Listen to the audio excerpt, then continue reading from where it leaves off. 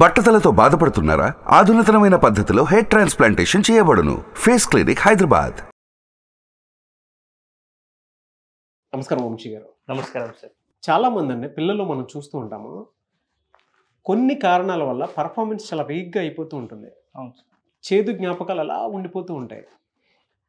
ఏ memories అంటే ఏ bad memories పిల్లల్ని అలా హోల్డ్ చేసేసి జీవితంలో ఎదగనివ్వకుండా చేస్తూ ఉంటుందంటారు. అంటే మీరు చాలా మెమరీ పవర్ టెక్నిక్లు చాలామంది స్టూడెంట్స్ని కౌన్సిలింగ్ చేసి మరీ తీసుకొని ఉంటుంటారు. కొంతమంది అయితే అసలు ఎక్కడ ఆలోచిస్తున్నారో అక్కడే ఉండిపోతారు, అంటే ముందుకు కూడా కదలలేరు.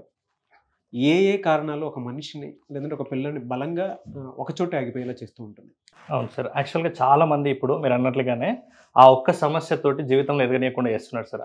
ఆ చేదు జ్ఞాపకాలతోటి. నేనేమంటున్నా అంటే ఆ చేదు జ్ఞాపకాలని అలాగే క్యారీ చేయకూడదు.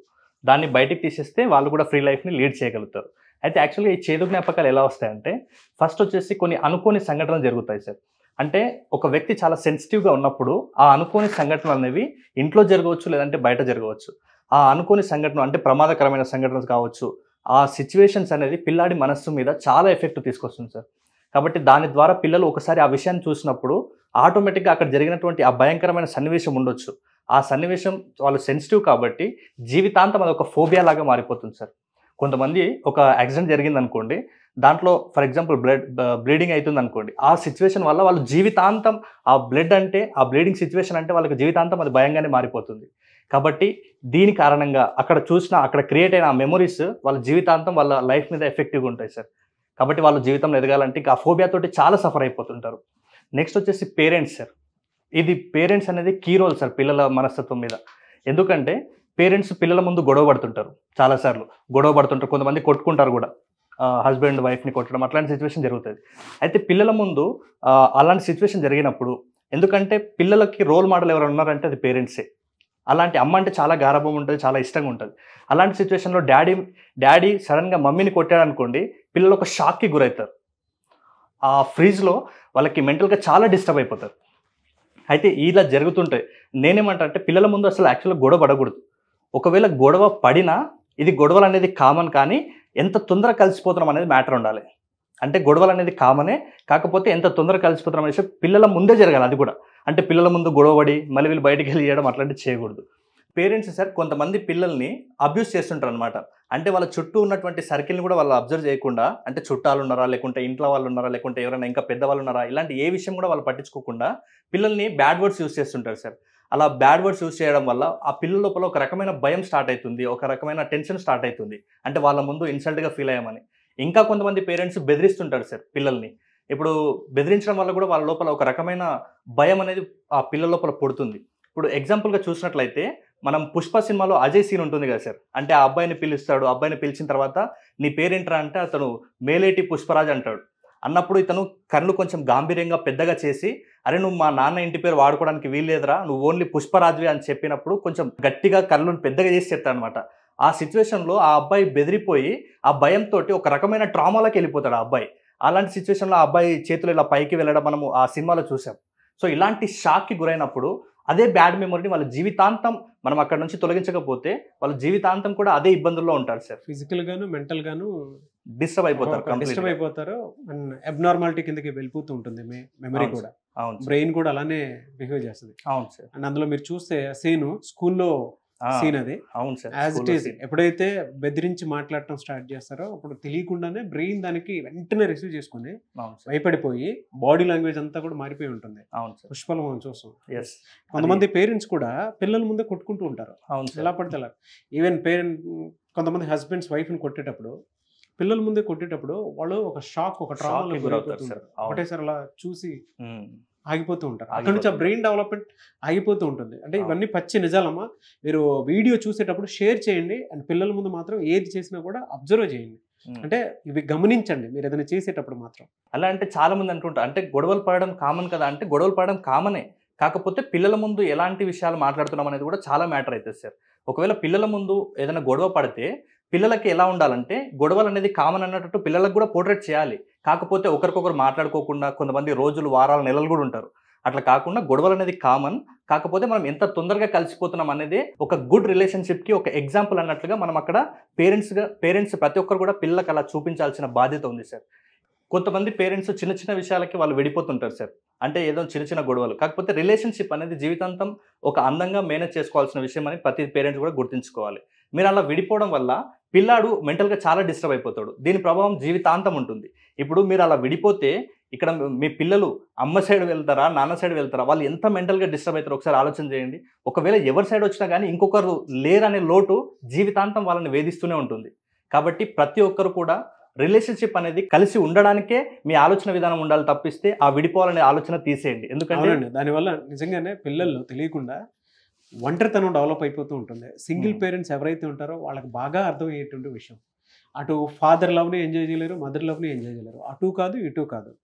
ఇక్కడికి వస్తే ఒక రకమైనటువంటి వాతావరణంలో పెరుగుతారు. ఇటు అంటే ఫాదర్ వైపు వస్తే ఒక రకమైనటువంటి వాతావరణం, మదర్ వైపు వస్తే ఒక రకమైనటువంటి వాతావరణం. సో కొంచెం over a period of time పెద్ద అయిన తర్వాత వాళ్ళకి తెలుస్తూ ఉంటుంది, అరే వీళ్ళేంటి ఇలా ఉన్నారు, నా జీవితం ఏంటి ఇలా అయిపోయింది అని చెప్పేసి. అవును సార్, చాలా డిస్టర్బెన్స్ ఉంటాయి. ఇప్పుడు వాళ్ళకి అనుభవం అవుతుంటుంది, అలాగే చుట్టుపక్కల వాళ్ళు కూడా ఫ్రెండ్స్ లేకుంటే రిలేటివ్స్ ఇంకెవరో మీ మమ్మీ ఏంటి, మీ డాడీ ఎక్కడ ఉంటారు, ఇలాంటి విషయాలు అడిగినప్పుడు వాళ్ళ జీవితాంతం ఎంత నరక వేదన అనుభవిస్తారో ఒకసారి ఆలోచన చేయండి.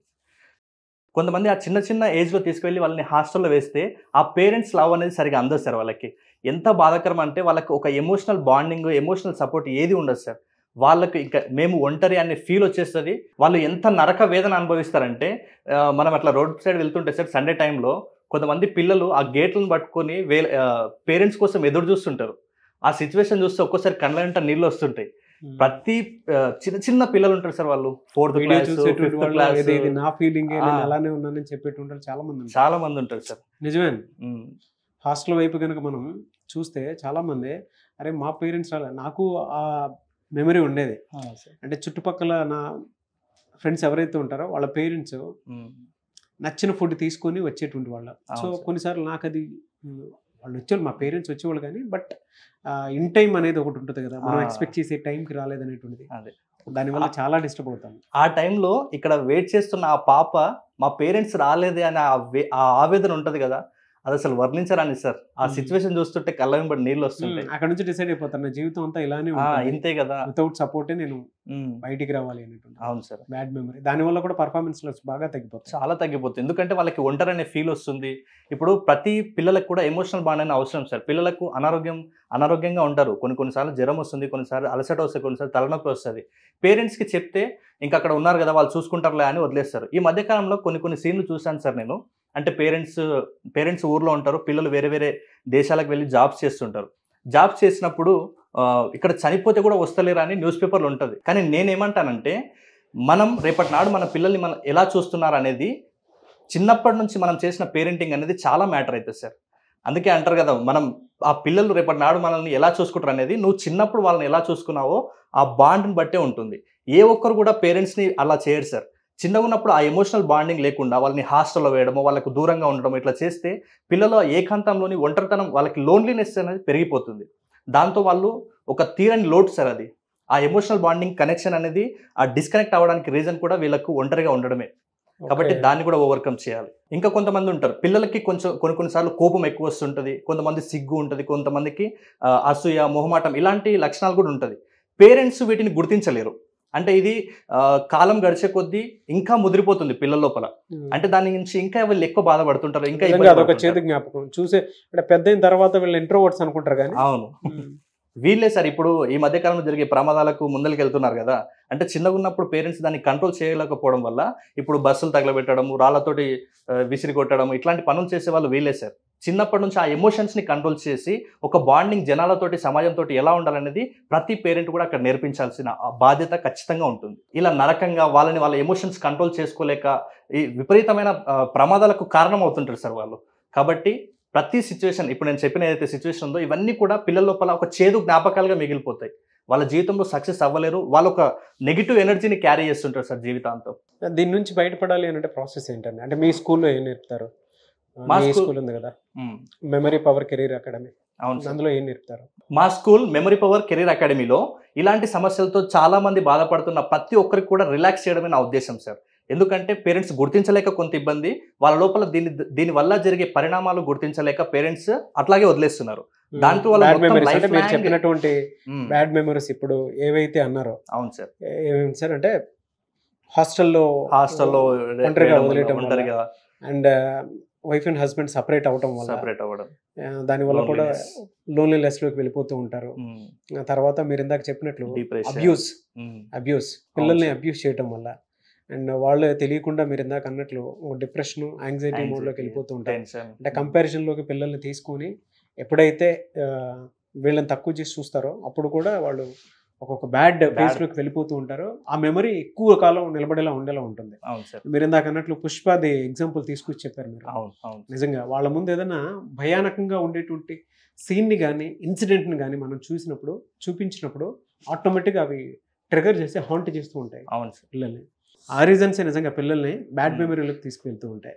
సో దాని నుంచి బయటపడాలి అంటే ఎలా సార్? మా స్కూల్లో ఎలాంటి ఇబ్బందికరమైన సిచ్యువేషన్ ఉన్నా సరే సార్, అంటే పిల్లలు ఇప్పుడు ఫర్ ఎగ్జాంపుల్ చూడండి, ఇది మీ పిల్లల్లో ఉన్నటువంటి డిప్రెషన్ కావచ్చు, యాంగ్జైటీ కావచ్చు, లేకుంటే వాళ్ళు ఎంతో కాలం వాళ్ళ ఎమోషన్స్ని కంట్రోల్ చేసుకోలేని సిచ్యువేషన్ కావచ్చు, ఓవరాల్గా వాళ్ళు ఏదైతే వాళ్ళ లోపల ఉన్నటువంటి బ్యాడ్ మెమరీస్తో నిండి ఉన్న ఒక బాయ్ అనుకోండి, ఇది అంటే ఒక శిశువు ఇది. ఓకే. సో ఈ మధ్యకాలంలో ఏ బ్యాడ్ మెమరీ అయినా మనం ఎలా హీల్ చేస్తాం అనేది మనం ఇప్పుడు ఒక చిన్న యాక్టివిటీ ద్వారా చూద్దాం సార్. ఎందుకంటే అది మడ్డి వాటర్ అండి. అవును సార్, ఇది బ్యాడ్ వాటర్, కొంచెం మట్టి డస్ట్ ఉన్న వాటర్. అంటే అంటే వాళ్ళకి ఎగ్జాంపుల్ గా negative mind over thinking, negative mind set, depression ఏదైనా ఉండని, వాళ్ళకు మానసికంగా ఏదైతే వాళ్ళకి ఇబ్బందికరంగా ఉండి బ్యాడ్ థాట్స్ తోటి వాళ్ళు లైఫ్ లో ముందరికి వెళ్ళలేకుండా స్టక్ అయిపోయినటువంటి ఒక స్టూడెంట్ ఇది. మీరు ఇందాక చెప్పినట్లు అందులో లోన్లీనెస్ తోటి ఆ విధంగా మారిపోతూ ఉన్నారు. అవును సార్, అంటే స్టక్ అయి ఉన్నారు ఒక చోట. అవును. అది ఎలా హీల్ చేస్తారు మీ దగ్గర? ఈ యాక్టివిటీ ద్వారా చేద్దాం సార్. అంటే షూర్ కంప్లీట్ గా ఒక నెగిటివిటీ ఉందనుకోండి, మీరు ఏదైతే ప్రాబ్లం అనుకుంటారో ఆ ప్రాబ్లంలో ఉన్నటువంటి స్టూడెంట్ ఇది. సో మేము ఎలా హీల్ చేస్తామంటే, ఇక్కడ బ్యాడ్ వాటర్ ఉంది కదా, దాన్ని మనం గుడ్ వాటర్ అంటే మనం చేసే యాక్టివిటీస్, వాళ్ళకి ఇచ్చేటటువంటి చిన్న చిన్న యాక్టివిటీస్ చేయడం ద్వారా మనం కొన్ని వర్డ్స్, కొన్ని ఎక్సర్సైజెస్ చెప్పడం అన్నది ఇప్పుడు నేను ఇచ్చే గుడ్ వాటర్. సో దీని ద్వారా మెమరీ పవర్ కెరీర్ అకాడమీ స్కూల్లో ఈ విధంగా హీల్ చేస్తారు. మేము ఇచ్చే యాక్టివిటీస్, ఎక్సర్సైజెస్ వాళ్ళకు కంప్లీట్గా మేము అందించే యాక్టివిటీస్ ఇవి. వాళ్ళకు ఎదుర్కొంటున్న సమస్యలు ఇవి. సో దీన్ని మేము మా యాక్టివిటీస్ త్రూ, మా కౌన్సిలింగ్ త్రూ ఎలా హీల్ చేస్తామనేది ఇప్పుడు నేను యాక్టివిటీలో చూపిస్తాను సార్. సో మేము ఇలా అందిస్తుంటాం. అంటే ప్రతి ఒక్కరు కూడా ఎలాగైనా ఉండని వాళ్ళని మేము ఇలా హీల్ చేస్తుంటాం. అంటే మా యొక్క ఎక్సర్సైజెస్ ద్వారా, లేకుంటే కొన్ని వర్డ్స్ యూజ్ చేయడం, కొన్ని ఎక్సర్సైజెస్ చేయడం, ఇలా మేము చేస్తుంటాం. కంటిన్యూస్గా నిరంతరంగా వాళ్ళ మీద ఎఫర్ట్స్ పెడుతుంటాం సార్ మేము. యాక్చువల్గా ఫుల్గా నెగిటివిటీతో నిండినటువంటి ఒక పర్సన్ మా స్కూల్లో జాయిన్ అయినప్పుడు మేము అందించే యాక్టివిటీస్ కావచ్చు, కౌన్సిలింగ్, థెరపీ అన్నీ వాళ్ళకి ఇలా హెల్ప్ అవుతుంది సార్. ఇలా చేస్తారు. సో వాళ్ళలో ఉన్నటువంటి నెగటివిటీ పంపిస్తాం sir. Very natural heal. Yeah. So వాళ్ళు ఫైనల్ గా ఇలా తయారవుతారు, క్లీన్ గా తయారవుతారు. అవును సార్. ఆ నెగటివిటీ మొత్తం బయటికి పంపిస్తే ఆటోమేటిక్ గా పాజిటివిటీతో నిండిపోతుంది. సో ఒక కొత్త లైఫ్ వాళ్ళకి చూపించిన వాళ్ళం అవుతాం సార్ మనం. అంటే పాత నీరు పోయి కొత్త నీరు రావటం, అది కూడా పాత థాట్స్ పోయి ఓల్డ్ థాట్స్ పోయి కొత్త థాట్ లోకి రావటం. Everything is mind set. అవును. తలలో ఆలోచనలు మారినంత వరకు తలరాతలు కూడా మార్చుకోలేదు. కాబట్టి దాన్ని ఫస్ట్ మన ఆలోచనలు మార్చుకుంటే, ఆలోచనలు మనం అలాంటి చేంజెస్ మనం చేయడం ద్వారా వాళ్ళు ఇలాంటి చేంజెస్ వస్తాయి. ఫెంటాస్టిక్ అండి, చాలా మంచిది. ఎలా అంటే మీ స్కూల్ని అప్రోచ్ అవ్వాలి అని అంటే ఎన్ని డేస్ కోర్స్ ఉంటుంది, ఏ విధంగా ఉంటుంది, ఎలా అప్రోచ్ అవ్వాలి? మా స్కూల్ మెమరీ పవర్ కెరీర్ అకాడమీలో May 1 నుంచి క్లాసెస్ కండక్ట్ చేయబోతుంది సార్. ఇప్పుడు సమ్మర్ క్యాంప్ 15 డేస్గా మేము కండక్ట్ చేయబోతున్నాం. ముఖ్యంగా ఈ 15 డేస్లో ప్రతి ఒక్కరికి కూడా అంటే లెర్నింగ్ డిజబిలిటీని ఎలా ఓవర్కమ్ చేయాలో చెప్తాము. అలాగే మెమరీ టెక్నిక్స్, మెమరీ పవర్ని ఎలా ఇంక్రీజ్ చేసుకోవాలో చెప్తాము. ముఖ్యంగా స్టూడెంట్స్కి అయితే ఎడ్యుకేషన్ లోన్స్ ఎక్కడ వస్తాయి, దాని తర్వాత వాళ్ళు మనీ పరంగా ఎక్కడ సేవ్ చేసుకోవాలి, ఎక్కడ ఇన్వెస్ట్మెంట్ పెట్టాలి, ఎలా సంపాదించుకోవాలనే విషయాలు కూడా అక్కడ చెప్తాము.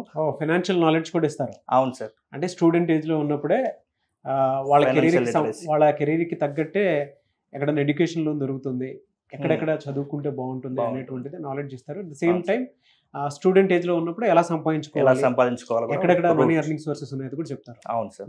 దాంతో పాటు ముఖ్యంగా కెరీర్ గైడెన్స్ సార్. చాలా మందికి ముందున్నటువంటి రూట్స్ తెలియక ఆగిపోతుంటారు. కాబట్టి మనం కెరీర్ గైడెన్స్ ద్వారా వాళ్ళకు ఏ రూట్లో వెళ్తే ఎలా సక్సెస్ అవ్వచ్చు అనే విషయాన్ని కూడా అక్కడ మనం ఆ 15 daysలో చెప్తాం సార్.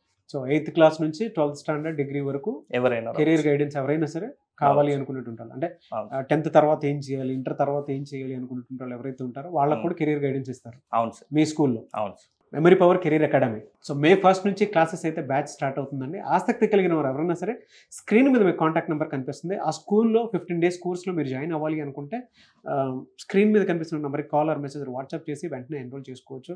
అండ్ మీ పిల్లల్లో ఏ చిన్న అబ్నార్మాలిటీస్ ఉన్నా సరే అండ్ పర్ఫార్మెన్స్ వీక్గా ఉన్నా కూడా మీరు అపాయింట్మెంట్ తీసుకొని వంశీ గారిది ఏం జరుగుతుంది, ఎందుకు ఫోకస్డ్గా ఉండట్లేదు, కాన్సన్ట్రేషన్ పవర్ ఎందుకు తగ్గిపోతూ ఉంది, దాంతోపాటు బ్రెయిన్ పవర్ని పెంచాలి అని అంటే, ఫోకస్ షిఫ్ట్ చేయాలి అని అంటే ఏ విధంగా ఉండాలి ఏంటి అనేటువంటి విషయాలు తెలుసుకోవాలి అనుకున్నా కూడా మెమరీ పవర్ కెరీర్ అకాడమీ స్కూల్లో జాయిన్ చేస్తే సరిపోతుంది. ది సేమ్ టైం అంటే 15 days ఆన్లైన్ కోర్స్ ఉంటుందన్నమాట సమ్మర్ క్యాంప్కి సంబంధించి. ద సేమ్ టైం మీరు కనుక పర్సనల్గా ఆయన అపాయింట్మెంట్ తీసుకోవాలి అనుకున్నా కూడా స్క్రీన్ మీద కనిపిస్తున్న నెంబర్కి సంప్రదించవచ్చు. అండ్ ఇందులో ముఖ్యంగా 4 విషయాలు వాళ్ళు నేర్పడం జరుగుతుందండి ఈ 15 daysలో.